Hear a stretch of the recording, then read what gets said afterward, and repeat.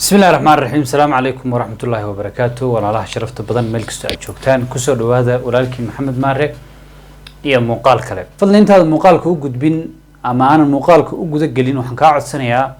إن هذا صارت مقال كأدجرسي سنة ولا الله هذا كلام حنربع إن هذا لدا وطن مقال كنصوص عذر dhaqankii caadadii baa waxay u bateen inantu inay marka hore feeras iyadoo ninka hooyadii aragba ay nacayb qalbiga gashato inaanu ayna marnaba islaanta wanaag ka dhaxeeya aanayba jirin dabadeetana way dhacday iyadoo qalbiga ku haysata nacayb inanka hooyadiisa oo iska caado ah ayaabay dhacday in gurigii la galo oo inankii guursado dabeetana islaantii way timid dabeetana nacaybkii iskaga qufulaa inanta markeeda horeba ayaa de ku marka kelmad la yiraahdoba ay oranaysaa naayigada anigu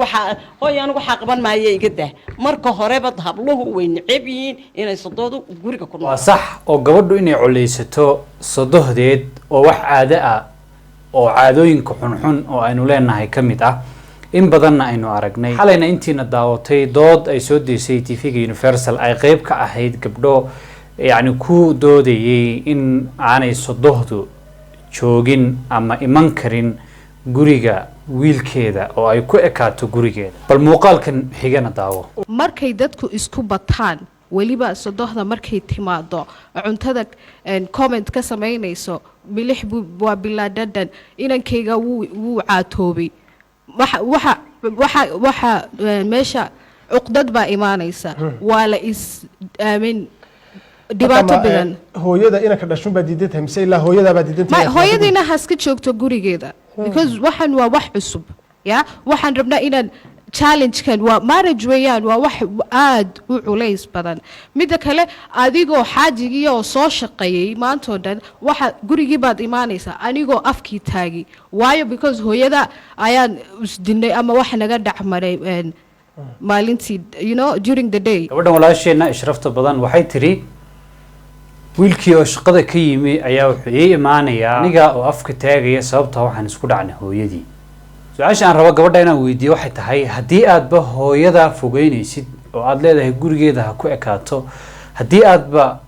sodohda ama hooyada labaad aad fogeynaysid oo aad leedahay gurigeeda ha ku ekaato sidee suurtagal ku tahay inaad ninkaaga raali geliso sababtoo ah sidee u dooni kartaa nin aad tiri hooyada iga fogey sidee u qancin kartaa ama u raali gelin kartaa qof aad tiri hooyada iga fogey sidee u soo jiidan kartaa ama u jeclaan kartaa qof aad leedahay hooyada ma arki karo oo iga fogey runtii waa la yaab bal muuqaalkan xigan ila daawo horta sodohdu way dhib badantay run baa fiican waxda in guriga markay ku soo biirto buuq baa ku soo biira waxyaabo aan banbanaaneen bay wiilka u sheegtaa gabadhan kale ee walaasheena sharafta badan waxay tiri iyaduna sodohdu markay guriga ku soo biirto buuq baa ku soo biira runtii waa fikir aad u qaldan sababtoo ah waa hooyada labaad ayaadna ka ilaalinaysaa guriga wiilkeeda soo maaha odagaaga hooyadii soo maaha sideenad u ixtiraamay in guriga kula waan ixtiraamayaa laakiin sodohdayda gurigeeda joogto maxay guriga ka soo doonaysaa kan ana laygu qabaa waan ixtiraamayaa laakiin sodohday gurigeeda ha joogto kan anaa laygu qabaa okay haddiiba taas dhacdo oo aan taada kuu raacno guriga ninka iskale ama aawada leedihiin aan dhehe oo kugu qaba oo ninkaaga ah soo hooyadii maahan gurigii hooyadaa labaad maahan sababtoo ah wiilkeedii ayaa mudanahaagii ah wiilkeedii ayaa ninkaagii ah wiilkeedii ayaa gurigan wada leedihiin maaha guri adiga keligaa leedahay saa daraaddeed way imaan kartaa gurigeeda qofna gurigiisa lagama celin karayo